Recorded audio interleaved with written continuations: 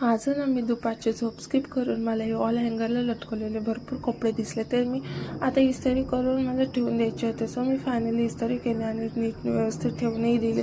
त्यामुळे कसं ना आपल्या घरातलं म्हणजे एक एक जी अडकलेली जागा ती अशी रिकामी वाटू लागते.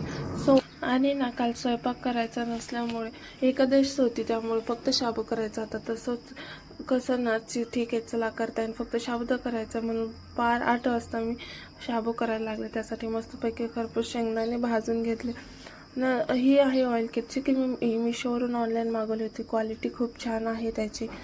सो मी लिंक तुम्हाला डिस्क्रिप्शनमध्ये देईन. आणि शाबू म्हणलं की मिरच्या आल्याच. आणि हा जो बॉक्स आहे ना त्यात मी छोटे छोटे कपडे ठेवते, जेणेकरून सॉक्स आणि नॅपकिन्स वगैरे असे कपडे ठेवते. त्याला मी डेकोर नाही केलेलं, पण बघू. आणि हा मिठाईचा डबा, त्याचा मी काहीतरी यूज काहीतरी करेन. सो बघू मी काय करते. So good night.